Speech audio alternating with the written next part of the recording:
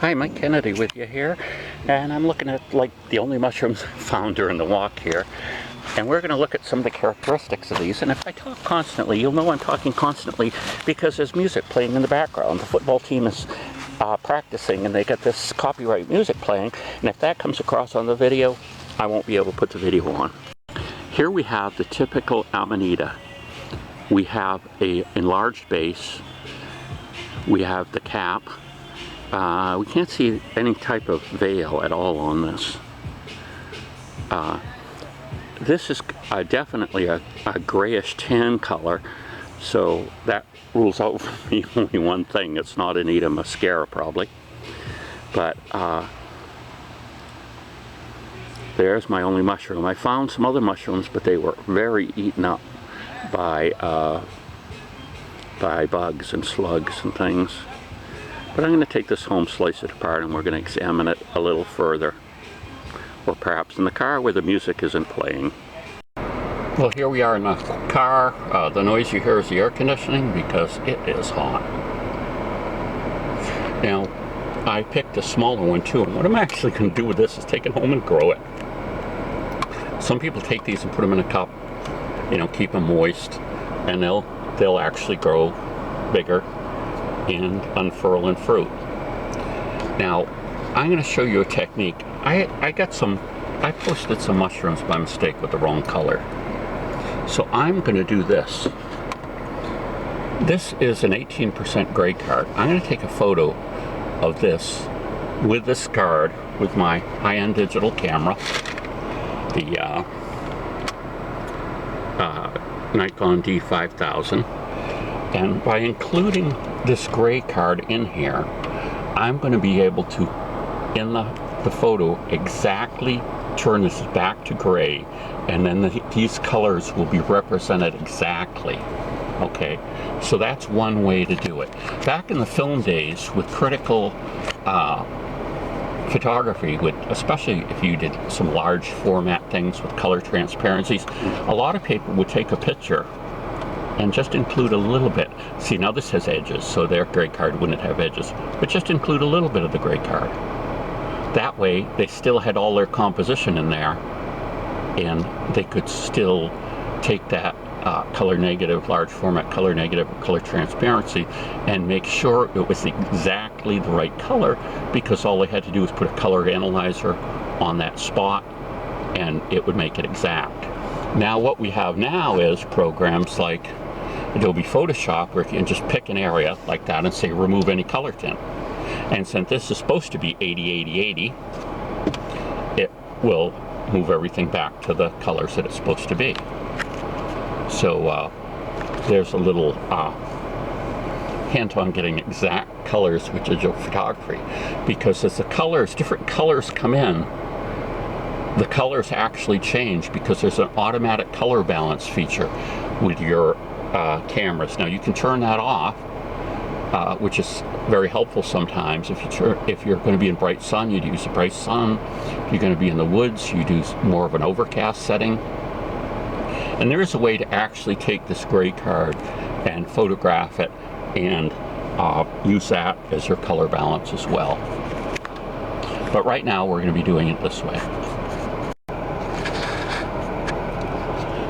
Okay, now we're actually going to cut it in half. And why do we cut things in half? To reveal the internal structure. Now, I don't believe amanitas usually bruise different colors, but certain mushrooms, it's very advantageous to cut them apart, because then you see the internal structure. You see whether the stem is hollow, you see the structure of the gills, you see the structure of the base, you see a lot of things. So let's take this and look at this. Okay, now we're going to take a picture of this right off, quickly, because right now it's white.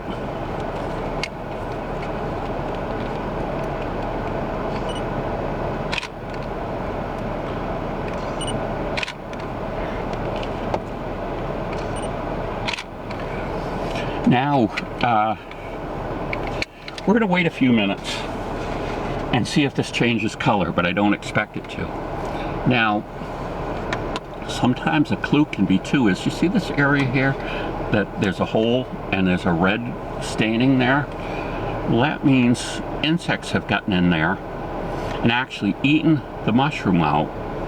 But what's happened is their waste products have actually interacted with the mushroom and turned it red. So sometimes that's an important characteristic, and sometimes you'll see those trails coming all the way up into the mushroom. Now, I can tell by looking at this that these, even though it's very hard to see, that these are gills, okay? Which is what we would expect to find on an Amanita mushroom.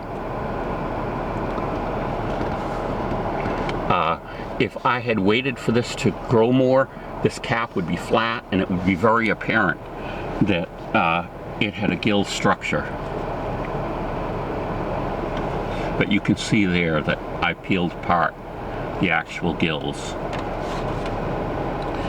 Now, this mushroom is one of those that are considerably nasty as far as poisoning, because what happens is, evidently you eat these, like now I can take a little piece of this and taste it. We're going to do that. Any mushroom, no matter how poison it is, you can do what they call taste and spit. I'm going to taste this, see if I can sense some sort of taste, and then I'm going to spit it out.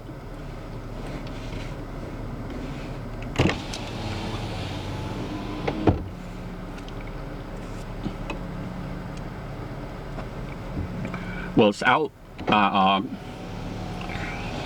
I would say it had a little aftertaste, but it was pretty bland. Some will be very bitter. Some will taste like you put pepper in your mouth. And just since we're doing this, and I don't have these chemicals, but I'd like to get a chemical kit. There's 4 inexpensive chemicals you can get. And what you do is you put it on different parts of the mushrooms. And the way the color change will help you further identify which mushroom you have. That's particularly useful on some of the things like boletes that are, and rosellas that are very hard to identify.